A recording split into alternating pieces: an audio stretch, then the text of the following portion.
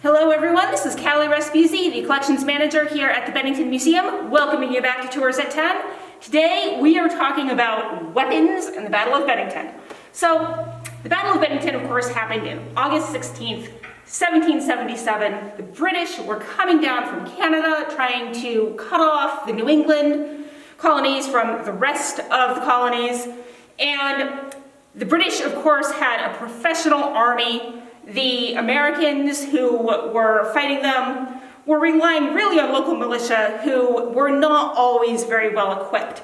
So this is an example of some of the things that the local troops had available to them.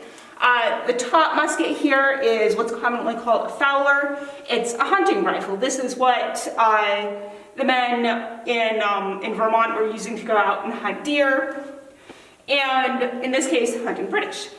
This is a French musket. The French, of course, came in on the American side after the Battle of Saratoga officially.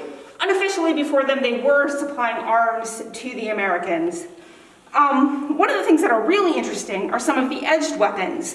And of course, there is a lot of variety here because most of the officers on the American side were providing their own arms, and there really was not a lot of consistency. The bottom blade down here belonged to Captain Elijah Dewey. He was the owner of the Walloomsac Inn and captain of the local militia. He has a very, very nice sword. The blade was made in Spain by Andrea Ferrara. The hilt was made in New York City. It really is a very nice weapon.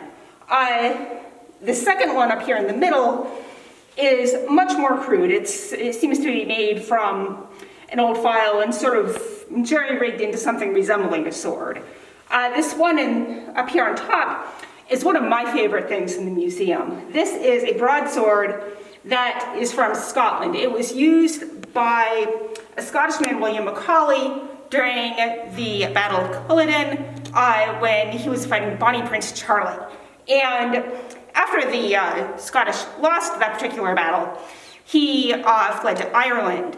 And from there, in 1770, he came to the United States and settled with a lot of other Scots-Irish immigrants in Washington County. He ended up in Cambridge. As the British were coming down from Canada, Macaulay himself was really too old to be going off to battle at that point, so he lent his sword to one of his neighbors. That neighbor unfortunately died during the battle, but another neighbor happened to find the sword on the battlefield and was able to return it to him. So this piece has really had a wonderful history and has been around an awful long time.